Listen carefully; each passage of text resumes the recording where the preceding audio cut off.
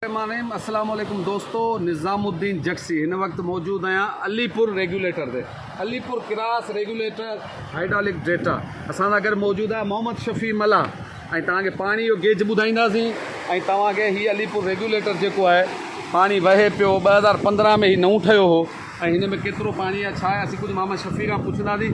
शाम जो टाइम आहे, सूमर जो ॾींहुं आहे ऐं अगारे जो ॾींहुं आहे अंगारे जो ॾींहुं आहे। लिबर्टी हॉल में असांखे अॼु दावत बि हुई, उन ते बि असां शिरकत कई, उहा हुई बायर कंपनी जी। उन जी वरी तव्हांखे फ़ोटो वग़ैरह उन वीडियो रिपोर्ट रखंदासीं।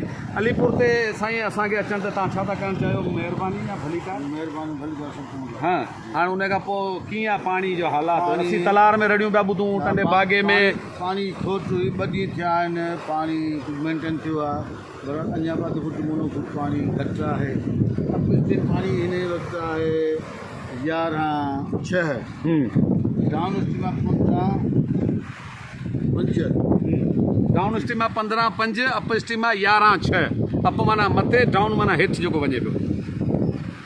ऐं हले बि 16,000 तक़रीबन क्यूसिक ते फुलेली केनाल, पर हिन मां पाणी खणी पोइ पछाड़ी में हिते पुॼे थो। हितां खां पोइ हिते पाणी केतिरो हेठि थो वञे? मक़सदु कहिड़ा शहर थो क्रॉस करे?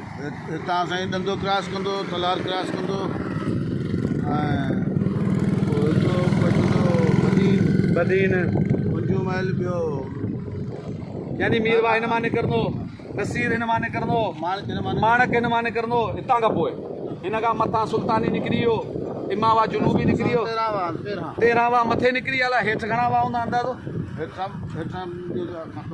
काथो कोन्हे, पर माना हीअ देख अञा बि वञे पई। सो फुलेली केनाल केतिरियूं ज़मीनूं आबाद थी करे, केतिरनि जो रोज़गार आहे। अलाह ताला सभिनीनि खे आबाद रखे, सिंध आबाद हुजे।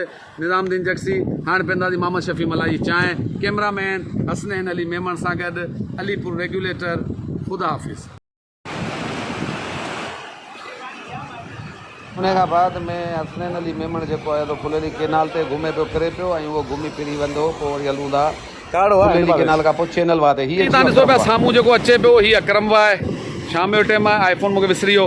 हीअ फुलेली केनाल मां हीअ कुंड तां अचे पियो फुलेली केनाल मां। पूरो माना फुलेली केनाल मां पाणी अलाए केतिरा क्यूसिक जेको अचे पियो हिन में मिक्स पियो थिए।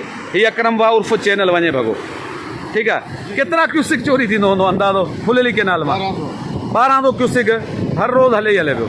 पर अकरम वाह पंहिंजो पाणी बि उतां खणियो पियो अचे, एतिरो कोन थो अचे, बीठो आहे। सो मोहम्मद शफ़ी मला हीअ वरी वीडियो जेका आहे असां वरी अकरम वाह ते ठाही आहे। हिन हेठां सुल्तानी वाह मटे पियो, सुल्तानी वाह उहो ई वञे पियो। ॾिसो तव्हां, हिन हेठां सेफ ठहियल आहिनि, सेफनि जे हेठां सुल्तानी वाह वहे पियो। मोहम्मद शफ़ी मला कुझु खुली करे ॿुधाई कोन थो। छा ॿुधाए? हीअ पाणी केॾांहुं पियो वञे?